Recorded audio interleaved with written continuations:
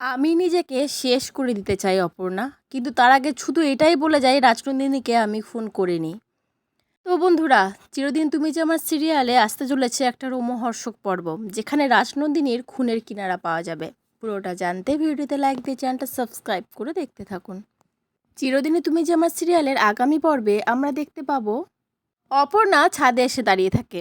আর্য পিছন থেকে এসে অপর্ণার গায়ে হাত দেয়। তখন অপর্ণা আর্যর দিকে ফিরে বলে, স্যার, আপনার কাছে একটা প্রশ্ন ছিল, সঠিক উত্তর দেবেন তো? সত্যি কথা বলবেন তো আমাকে? আপনিই রাজনন্দিনীকে খুন করেছিলেন, তাই তো? আর এই কথাটা শুনে আর্য তো পুরো চমকে যায়। আর্য বোঝাতে থাকে যে আমি খুনটা করিনি অপর্ণা, তুমি কেন বারবার একই ব্লেম দিয়ে যাচ্ছ আমাকে? তুমি আমাকে ভুল বুঝছো অপর্ণা, সব সত্যিটা তোমাকে জানতে হবে। এর পিছনে অনেক বড় কাহিনী আছে, অনেক বড় সত্যি আছে, সবটা তোমাকে আজকে বলবো আমি অপর্ণা। তখন অপর্ণা বলে, আমি সব সত্যি জানি, আপনার কাছ থেকে আমি আর কিচ্ছু শুনতে চাই না। আমি জানি আপনি রাজনন্দিনীকে খুন করেছেন, আর এটাই শেষ কথা। কেন আপনি রাজনন্দিনীকে খুন করলেন, কিসের জন্য বলুন, আপনাকে বলতেই হবে। আর্য তখন চেঁচিয়ে বলতে থাকে, তুমি বিশ্বাস করো তো অপর্ণা যে আমি রাজনন্দিনীকে খুন করেছি? ঠিক আছে। এই বলে পিছাতে পিছাতে পুরো ছাদের একদম কিনারায় চলে আসে আর্য।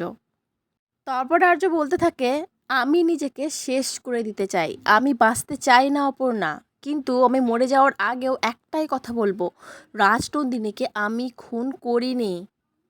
এরপরে ছাদের কিনারা থেকে আর্য নিজের শরীরকে একদম ছেড়ে দেয়। তারপরে অপর্ণা পুরো আর্য স্যার বলে চিৎকার করে ওঠে।